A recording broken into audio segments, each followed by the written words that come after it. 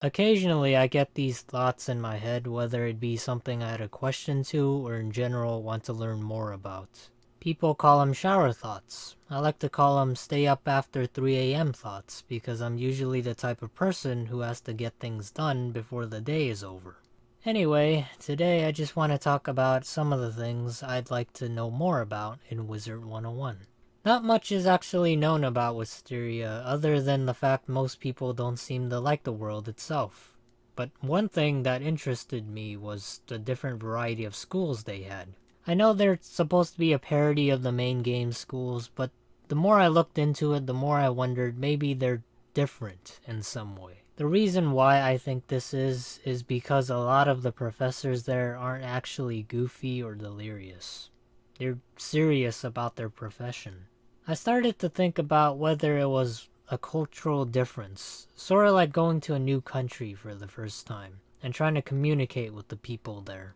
Maybe the schools have no significant difference other than the name itself. As for the history or founding of the Wisterian schools, I'm not really sure. There are books for the 7 main schools though, about Santa Claus, dragons, and Thanos in the Fallout War or something. Just not the Wisterian ones. Who knows, maybe they'll release an extension of this world in the future. I don't really have high hopes, but maybe. There's actually one thing that puzzled me. How did Ambrose become the headmaster? I wondered if this guy actually taught a specific school at one point. Although we do see a glimpse of him in one of the later worlds, this dude is the first NPC we see when we play the game. And yet, we don't really know much about him, except for the fact that he came from a world full of furry knights. Now why does he rely all the world's problems on one kid? I'm not really sure. You'd think with an entire academy there'd be other students who would help, but no, it's just you. Also, originally I've heard about this, that there was gonna be a different headmaster, which I was wondering what they would have looked like. But I think overall though, the headmaster in-game is fine, because it looks like Dumbledore if he was blind. If we had any other headmaster, I don't think it would quite mirror or give off the same effect of a Harry Potter-inspired universe.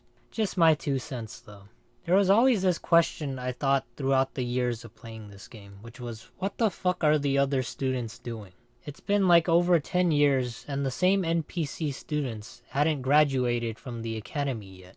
I can only name one NPC that turned to the dark side who also happens to worship a dead guy like he's some sort of cult member. I find it just odd that you have all these students here at this one academy who haven't really made a name or done anything, while you on the other hand probably saved over 10 worlds already. It's like when you're older you get to go to your high school reunion and you find out there's only one guy who actually did anything in all that time besides you. I mean, he might not have went down the right path in life, but at least we know what happened to him. He was a simple dumb kid who became angry at the world because he couldn't get a hat to match the rest of his rare clothes, so now he just looks like a homeless hermit with his raggedy hood. Anyway, at some point, I do hope we get to see some of the old student NPCs and find out more about them. How come there's just this one small bear pushing a wheelbarrow? It makes me question if there are certain varieties, like subspecies of bears in this game. Again, like other things I find odd, there's just this one bear who was dealt the worst hand among his brethren of being way below average height. Also, another thing is, how come there aren't any regular humans in other worlds besides this one kid who looks like his face got smashed in? Trying to find a regular human in the other worlds besides the starting one, it's basically like trying to play Where's Waldo, but with a paywall. Now, when I say human, I mean somebody who doesn't have powers, like casting magical spells, or has mana. Anyway, those were just some of my thoughts I had about the game. If you have any other thoughts, comment down below.